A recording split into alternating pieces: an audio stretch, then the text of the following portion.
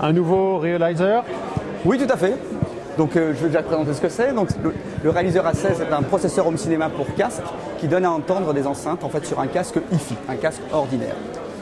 Donc, pour écouter du home cinéma, mais aussi de la musique, comme en étant devant des enceintes, sauf qu'on n'est pas devant des enceintes, on est avec un casque. Avec le gros avantage, c'est que ça ne fait pas de bruit, donc c'est très bien pour si on a des voisins ou si on a des enfants qui dorment. Et aussi, ça n'encombre pas, puisqu'on n'a pas d'enceinte en face de soi, on a juste un casque pour exactement la même sensation auditive. Alors, je présume que c'est pas magique, donc il y a une raison, une explication? Tout à fait. Donc, pour faire fonctionner cette petite machine, en fait, on capture réellement des configurations avec des enceintes. Donc la machine est fournie avec tout le nécessaire, des petits micros qu'on met dans les oreilles pour capturer des vraies salles. Donc comment ça se passe? On connecte la machine à une vraie salle, elle envoie des signaux, elle compare ce qu'elle reçoit en retour des signaux par les petits micros binauraux et elle applique exactement la même transformation. Ce qui fait qu'un son qui va provenir de l'enceinte gauche, on aura l'impression au casque qui vient de la gauche. Et ça fait ça pour toutes les enceintes. Donc cette nouvelle version du Realizer A16 décode tous les formats home cinéma classiques que l'on connaît, le Dolby, le DTS, le Dolby Digital Plus, etc. Et en plus les nouveaux formats, le Dolby Atmos, le DTS:X et l'Euro 3D. Donc avec à la fois des enceintes en bas et des enceintes en haut. Des enceintes virtuelles bien évidemment puisqu'on est au casque. Donc on va vraiment avoir l'impression d'avoir cette capacité objet, si on veut, qui se promène.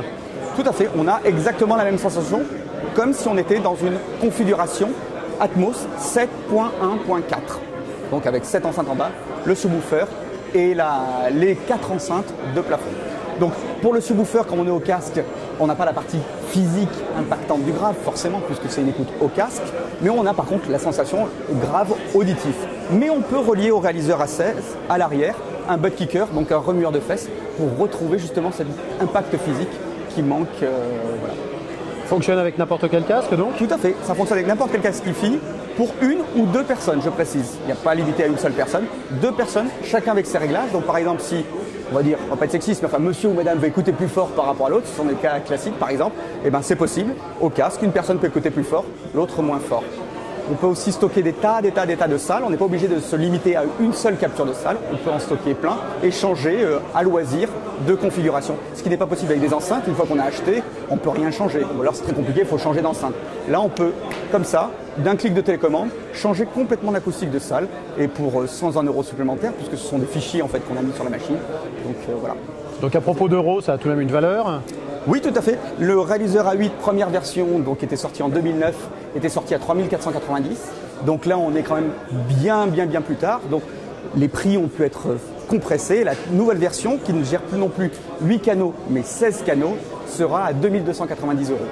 Donc, par contre, la moins bonne nouvelle, c'est que le Realizer A16, nous sommes pour l'instant dans une phase encore de développement. C'est un prototype et la commercialisation est prévue pour l'été 2017.